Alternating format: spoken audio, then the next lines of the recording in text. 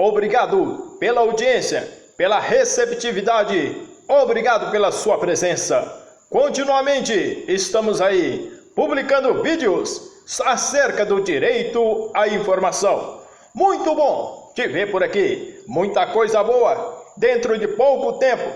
Grande realização, nobres senhores. Para mim é uma honra e um imenso prazer tê-lo aí coladinho do meu lado. Você que está chegando, ei, mete o dedo logo abaixo, se inscrevendo e fortalecendo o canal. Ei, volta, assina o canal e vamos somar.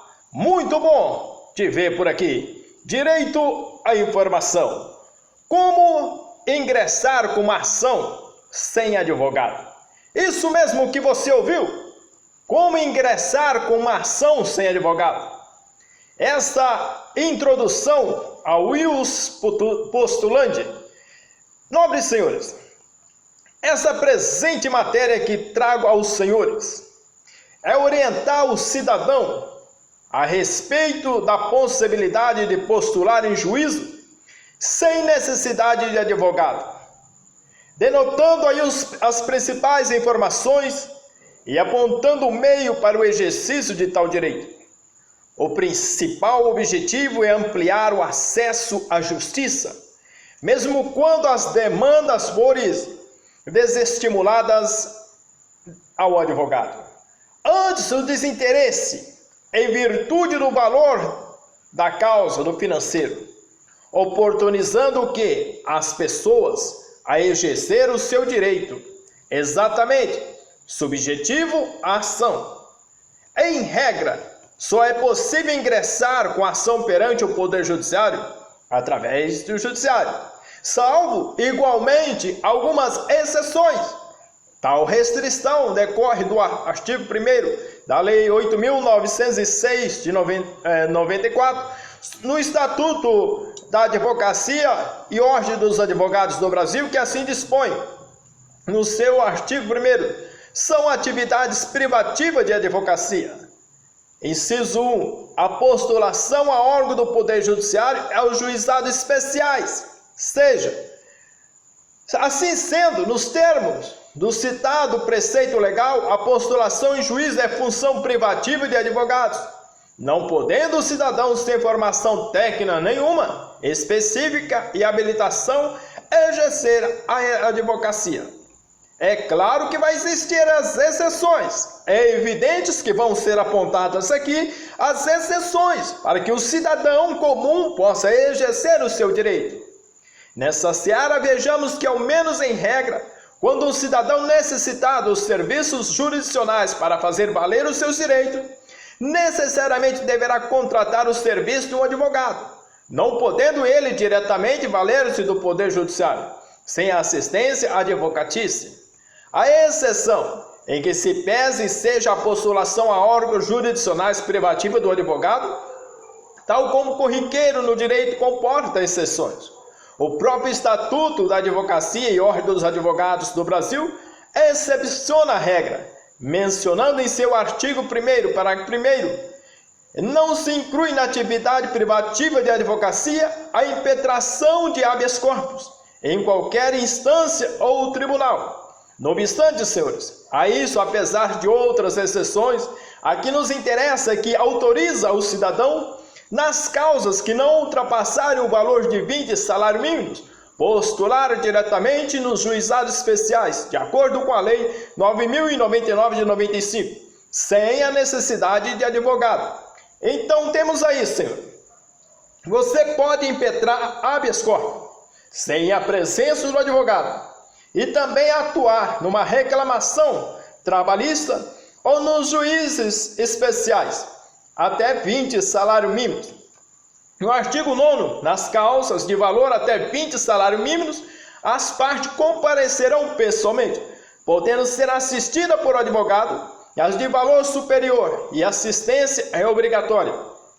Nesse sentido, aponta a norma da doutrina do ilustre processualista Humberto Teodoro Júnior, nas causas de valor de até 20 salários mínimos, as partes podem comparecer pessoalmente para propor ação junto ao juizado especial civil ou para responder a ela. A apresentação por advogado é facultativa. Entretanto, senhor, posto isso com base no enunciado acima disposto, qualquer cidadão pode, sem assistência de advogado, postular nas causas que não ultrapassarem 20 salários mínimos. Essa limitação, a possibilidade da postulação por pessoas não profissionais da advocacia nos juizados especiais. Tal importa em limitação, ocasião em que, devido à matéria tratada, não poderá, mesmo que a causa não ultrapasse a 20 salários mínimos, se valer do referido juizado para soluções dos litígios. Dentre os impedimentos destaca, no parágrafo 2º, ficam excluídas da competência, no entretanto, do juizado especial, as causas de natureza alimentar. Exatamente, são excluídas. De natureza alimentar não entra. Falimentar também não. Fiscal e de interesse da fazenda pública e também as relativas a acidentes de trabalho não entram.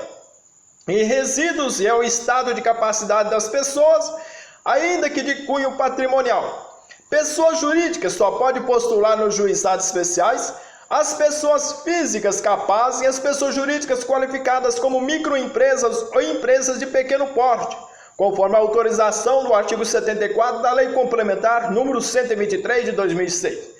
Entretanto, uma observação: apesar de demais pessoas jurídicas não poderem propor ações nos juizados especiais, tais poderão figurar como réis em tais órgãos jurisdicionais.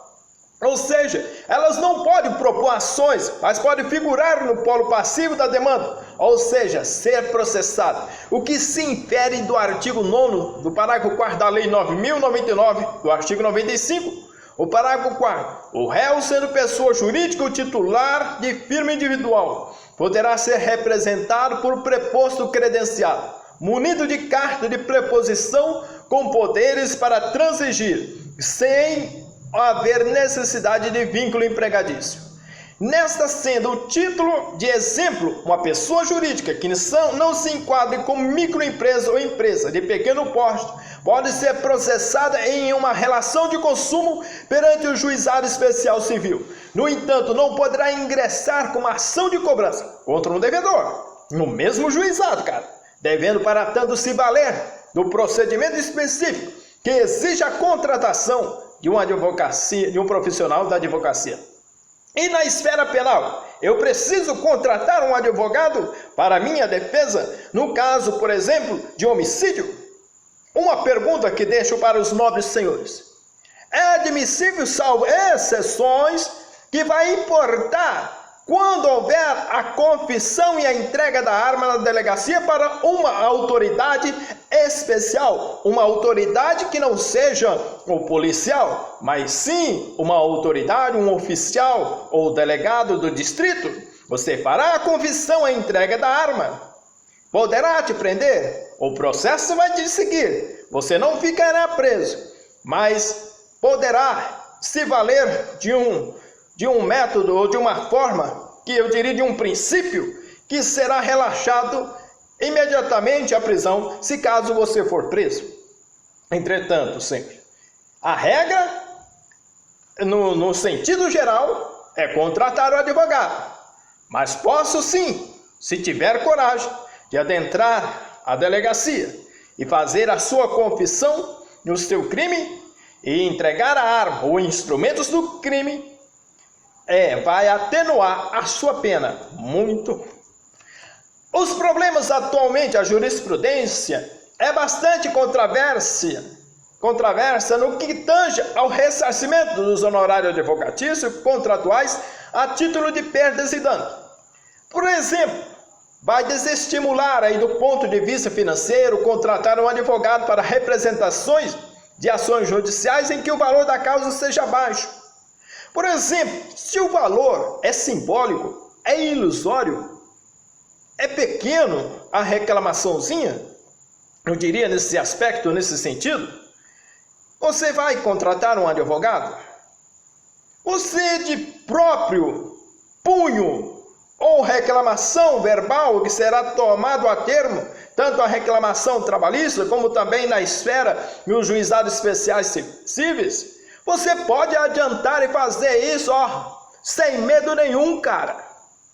Entretanto, nobres senhores, estou abrindo esse leque, esse ângulo, para que vossa pessoa, cidadão brasileiro, possa entender exatamente que é totalmente perfeito e admitido, exatamente, senhores, é admitido aí você comparecer tanto na esfera penal, você pode comparecer pessoalmente no caso de confissão de crime e entrega da arma ou instrumentos do crime.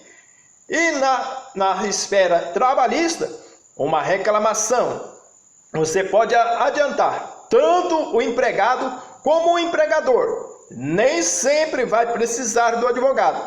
Para impetrar um recurso, por exemplo, mas nas instâncias superiores, será necessário, sim. Eu diria aos nobres senhores, é necessária aí a contratação de um advogado. Então, entretanto, é compreensível e aceitável. A título de exemplo, caso o cidadão contrate um advogado para pleitear judicialmente um valor de mil reais no Juizado Especial Civil, gastará, segundo a tabela de honorários da OAB São Paulo, R$ 1.276,11 com o profissional, totalizando aí R$ 2.276,11. No entanto, mesmo que vitorioso no processo em virtude da oscilante jurisprudência, poderá não receber a título de perdas e danos o custo com o advogado, que é R$ 1.276,11. Entende aí a disparidade que pode acontecer? Então, tal fator atua como facilitador da proliferação de atitudes ilegais, posto que o devedor, crente de que o credor não ingressará com ação de cobrança em razão do possível prejuízo com que arcará, mesmo caso seja procedente, a ação deixe de adimplir suas obrigações, cara. Não obstante a isso, a posição da terceira turma do Superior Tribunal de Justiça, ao contrário da quarta turma, entende cabível como perdas e danos os honorários advocatícios contratuais. Vejamos o informativo do citado Tribunal Superior. Cuida-se da ação de cobrança cumulada com a compreensão por danos morais ajuizada na origem por transportadora recorrida contra a seguradora recorrente, em que alegou haver a recusa de pagamento dos prejuízos advindos de acidentes que envolveu o veículo segurado, requereu o pagamento da cobertura securitária e a reparação pelos danos materiais e morais sofridos com a injusta recusa. Também pleiteou o ressarcimento das despesas, com a contratação de advogados para o ajuizamento da ação.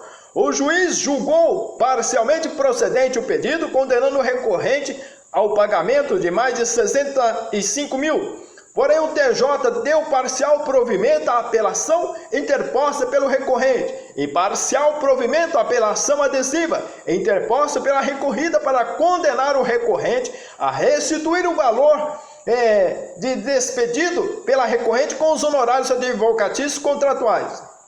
Já na RESP São Paulo, eu diria, discute-se apenas se esses, no RE São Paulo, discute-se apenas se esses integram os valores devidos a título de reparação de perdas e danos. A relatora, de acordo com o artigo 385 e 395 e 404 do Código Civil, determina de forma expressa que os honorários advocatícios integram os valores devidos a título de reparação por perdas e danos. Explica que os honorários mencionados pelos referidos artigos são os honorários contratuais, pois os sucumbenciais, por constituir crédito autônomo do advogado, não importam o descrédito patrimonial do vencedor da demanda. Assim, ao ver como os honorários convencionais são retirados do patrimônio da parte lesada, para que haja reparação integral do dano sofrido, aquele que deu causa ao processo deve restituir os valores despedidos com os honorários contratuais. Contudo, esclarece, senhores, que embora os honorários convencionais compõem os valores devidos pelas perdas e danos, o valor cobrado pela atuação do advogado não pode ser abusivo, cabendo ao juiz analisar as peculiaridades de cada caso, e se for preciso arbitrar outro valor, podendo para isso utilizar como parâmetro a tabela de honorários da OAB destaca que, na hipótese não houve pedido da recorrente quanto ao reconhecimento da abusividade das verbas honorárias, e por essa razão a questão foi analisada. Diante do exposto, a turma negou o provimento ao recurso. O RE de São Paulo. O procedimento.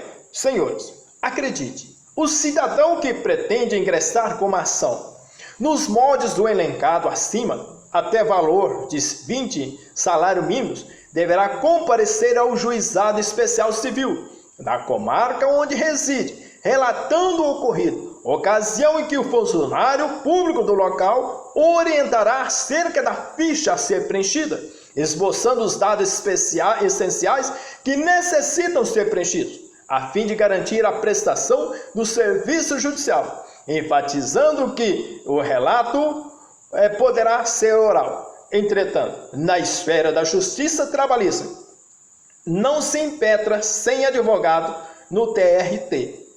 Então, no Tribunal Regional, no caso de impetração de recursos para as instâncias superiores do TST. Então, senhores, os dados essenciais são aqueles elencados no artigo 319 da Lei 13.105, de 2015 do Código de Processo Civil, bem como os elencados no artigo 14 e seguintes da Lei 9.099. A petição no 319 indicará, inciso 1, o juízo a quem dirigida, os nomes, 2, os prenomes, o estado civil, a existência de união estável, a profissão, o número de inscrição no cadastro de pessoas físicas ou no cadastro nacional de pessoas jurídicas, o endereço eletrônico, o domicílio e a residência do autor e do réu. 3. O fato e os fundamentos jurídicos do pedido. 4. O pedido com as suas especificações. 5. O valor da causa. 6. As provas com que o autor pretende demonstrar a verdade dos fatos alegados. 7. A opção do autor pela realização ou não da audiência de conciliação ou de mediação. O artigo 14. O processo instaurar-se-á como a apresentação do pedido escrito ou oral à secretaria do juizado. No parágrafo 1º do pedido constarão de forma simples e em linguagem acessível. Inciso 1. O nome, a qualificação, os endereços da parte. 2. Os fatos e os fundamentos de forma sucinta. 3. O objeto e seu valor. E no parágrafo 2º, é lícito formular pedido genérico, quando não for possível determinar desde logo a extensão da obrigação. O pedido oral será reduzido a escrito pela Secretaria do Juizado, podendo ser utilizado o sistema de fichas ou formulários impressos, a fim de obter maiores informações sobre o procedimento a serem tomados nos exercícios do ius postulante. Sugiro fazer uma visita ao site eletrônico do Tribunal de Justiça de São Paulo, onde vai esclarecer suas dúvidas, ou qual seja o outro aí do seu município ou da sua cidade. Entretanto, nobres senhores, as causas trabalhistas, ultrapassadas as causas civis, dedico parte do texto a reforçar a possibilidade do chamado ius postulante na Justiça do Trabalho. Nas causas, por exemplo, administrativa, é possível também, no direito administrativo, reclamações sem a presença do advogado de forma administrativamente, quando não for possível, não houver cabimento, salvo algumas exceções. Tanto o empregado como o empregador pode participar do processo na jurisdição trabalhista sem a presença do advogado, com algumas limitações, conforme aí o Decreto-Lei 5.452, de 43, a consolidação das leis do trabalho. O artigo 791 vai estar assim registrado. Os empregados e empregadores poderão reclamar pessoalmente perante a Justiça do Trabalho e acompanhar as suas reclamações até o final. E o 839, a reclamação pode ser apresentada pelos empregados e empregadores, pessoalmente ou por seus representantes e pelos sindicatos de classe. em que pese o artigo 791 do texto legal, mencionar que o processo poderá ser acompanhado até o final. O Tribunal do Trabalho limitou tal possibilidade, inferindo que, quando a parte não estiver acompanhada de advogado, somente poderá seguir, sem a presença do profissional mencionado, até o julgamento do processo nos tribunais regionais do trabalho, segunda instância da Justiça Trabalhista. O enunciado sumular 425 do TST, o jus postulante das partes estabelecido no artigo 791 da CLT, limita-se às varas do trabalho e aos tribunais regionais do trabalho, não alcançando a ação rescisória, a ação cautelar, o mandado de segurança, os recursos de competência do Tribunal Superior do Trabalho. Cuida-nos fazer referência à doutrina do ilustre professor Renato Saraiva, que acerca do tema conclui, cara. Logo, em função do jus postulante, reclamante e reclamado poderão atuar sem a presença de advogados perante os juízes de primeiro grau em tribunais regionais. A atuação, por exemplo, perante o TST, como verá abaixo, não segue a esta regra. Entretanto, o concurso de Direito Processual do Trabalho vai dizer, na 8ª edição da editora Forense de 2011, vale ainda nesses termos, transcrito que a parte não representada por advogado não alcançará a rescisão, a ação cautelar, o mandado de segurança, os recursos de competência do TST, ocasião em que a presença do profissional é obrigatória. Então, a fim de maiores esclarecimentos, senhor, acerca de como entrar com uma ação trabalhista, sugiro uma visita aí, você visitar o tribunal aí da sua região e tire as suas dúvidas, exerça a sua cidadania, exerça os seus direitos e faça de forma relevante um altruísmo para que você venha ser alicerçado e estar embasado, fundamentado dentro de parâmetros legais. E você não deve se escabelar aí, muitas vezes ela não tem recursos financeiros para poder agir dessa forma, isso, aquilo, é pequenas pretensões que você mesmo de próprio cunho oficialmente pode fazer, cara. Nesse contexto, de forma sucinta, senhor, venho esclarecer algumas inferências acerca dessa possibilidade da postulação em órgão do Poder Judiciário, sem a necessidade da constituição de advogado.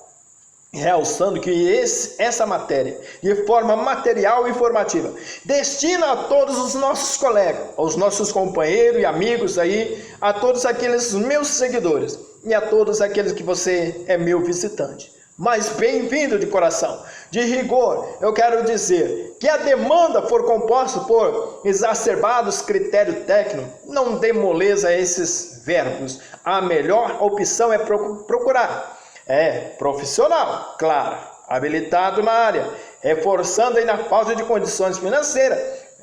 Se não tem grana, então para pagamento de honorários advocatícios, o cidadão pode procurar a Defensoria Pública da sua cidade, solicitando atendimento gratuito, que, diga de passagem, é um direito subjetivo, cara. Posto isso, espero que as informações descritas sejam de serventia, realçando que o princípio do acesso à justiça deve ser amplamente defendido, sem interesses individuais escusos, orientando a sociedade a solucionar os seus litígios de forma urbana e dentro dos preceitos éticos morais tão ausentes no seio social. E eu acredito que os nossos cidadãos aí, meus amigos que têm acompanhado diariamente e periodicamente, vai gostar dessa informação. Nem tudo você precisa de advogado. Precisa ter mesmo peito e coragem para exercer o seu direito à sua cidadania. Bem-vindo aqui ao meu canal. Um grande de obrigado, um grande abraço para todos vocês.